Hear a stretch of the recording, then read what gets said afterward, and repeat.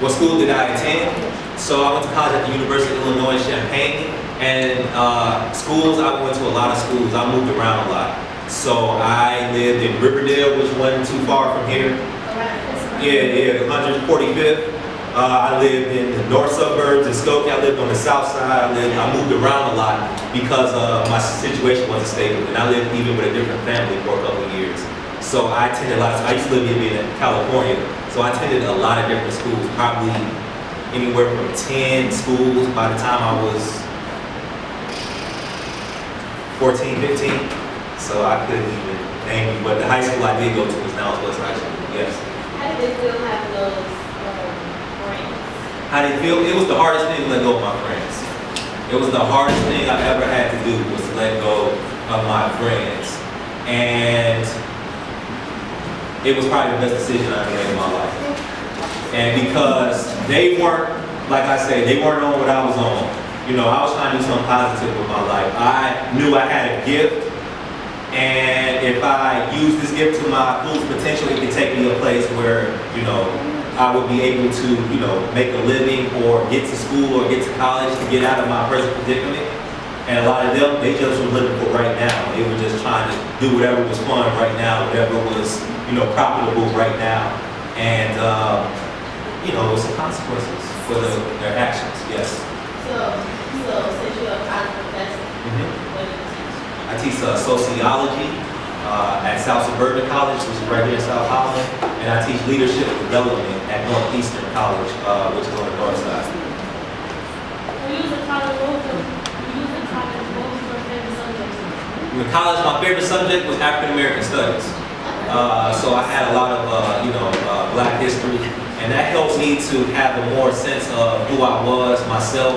And a lot of times we just think like, you know, like all you see, you know, people getting killed are Black people, and you know, you see us in poverty and things like that, and all these negative images. And it's just like, okay, I guess that's how we always been. But when I realized that, you know, we were kings once, we were queens once, we discovered a lot of stuff, you know what I'm saying? We came up with mathematics, we, you know, built the temples and things like that. And once I realized that, it's like, you know what, I am somebody, you know what I'm saying? I do come from, you know, my people did contribute something to this world instead of like dance moves and athletics and sports. Okay, so since you were in that field, what team? So I started out with the Philadelphia Eagles, then I went to the Indianapolis Colts, then the Buffalo Bills, and I ended up with my last team was the Cincinnati Bengals. So what made you go to teaching? When you go to teaching? So, to be all honest with you, I was in the NFL for 2 years and I kept getting cut, and one time they just stopped calling me. And I was just like, man, I don't even know what I'm gonna do with my life. Like, that's all I ever did was play balls. Like, I don't even know what's next. And my old high school football coach asked me to come and help coach the kids. And I realized that I had a gift for communicating with kids, especially the bad kids that nobody wanted to communicate with. And that turned into teaching special education, which I came from. And that with me going back to school, get my master's, and be teaching you know, special education in history on the west side of Chicago, and then ultimately teaching college.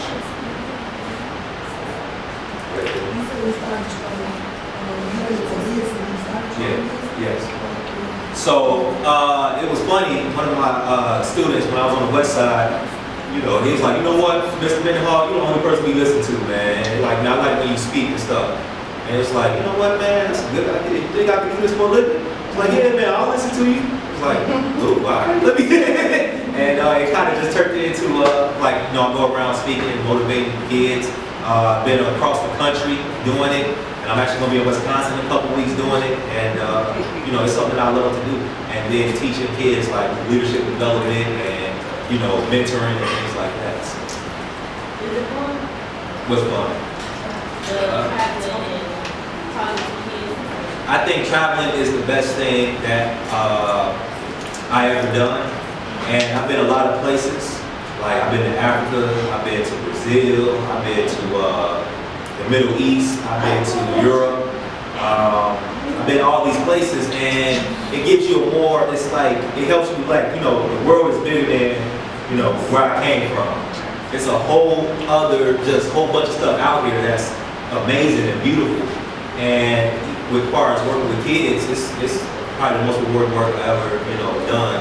My mom was a community worker, like she worked to help kids out in Riverdale, up here not too far, just up the block. And she did a lot of work there, and it kind of was in my blood to do that. So, yeah. Did I have friends that went to school that I went to? Fights? The only fight I had was in high school, and it was on the football field, and dude was mad because I was giving him the business, and he swung on me, and then I ducked him, and I hit him with like 4, and that was it.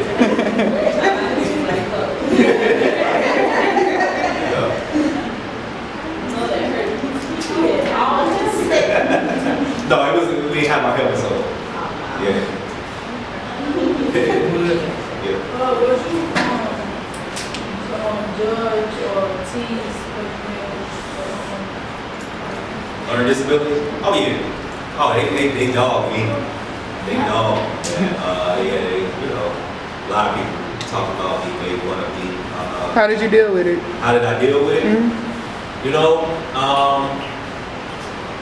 With me, I'm not good at verbal, like, you know how they talk about you. I wasn't good with the words, you know what I'm saying? I wasn't that quick on my feet, but I proved with my actions. You're like, all right, I'll talk, you know what I'm saying? And I'm just gonna keep doing what I need to do. And by the time I got to high school, I got tested out of special ed, and I ended up having good grades in high school, graduated with honors, and it wasn't easy, but I got it done, and some of them didn't graduate high school, so it was great.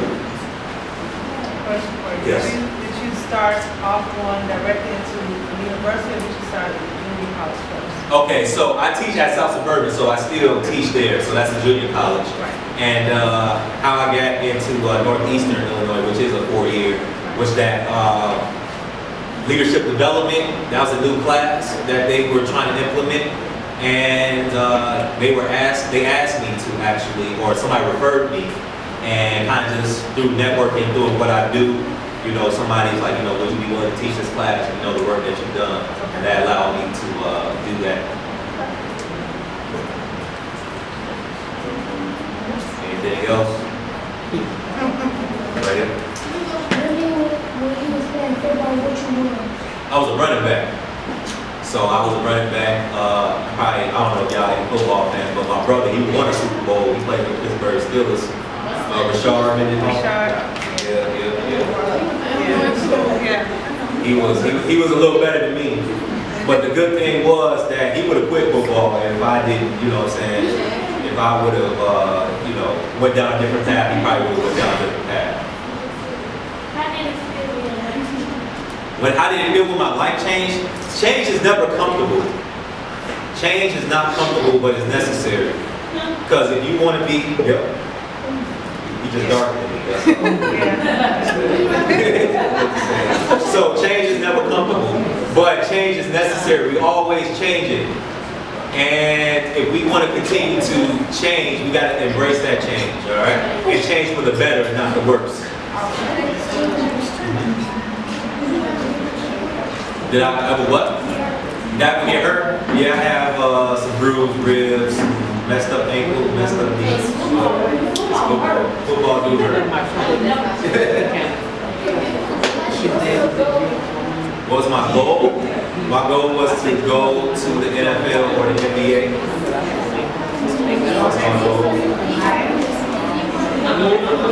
Yeah, I did want to play basketball, but I realized I was 16 and I wasn't tall. Did I go what? No, I never fell off the basketball.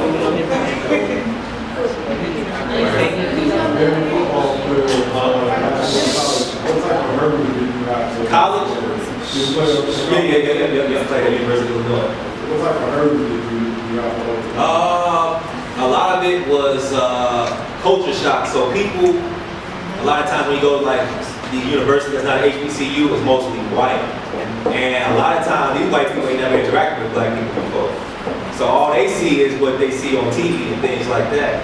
So just like, you know, them being scared, like, I'm here like you here, you know what I'm saying? And them, you know, having these preconceived notions of you because of the color of your skin. So a lot of that I had to combat with. And just even too, just learning to communicate with, you know, certain people from different cultures and things like that. And the schoolwork.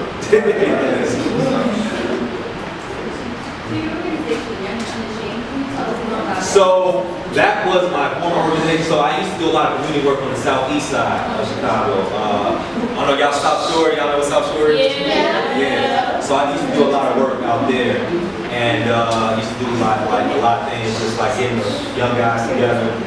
We did a little thing, you know, where we played basketball, and I just before we played or after we played, I just spoke to them a little bit, just try to encourage them, things like that. Had some programming, some leadership programming, things like that. And it got dismantled because the people who, how can I say, thought that was what you ate with you, you know what I'm saying?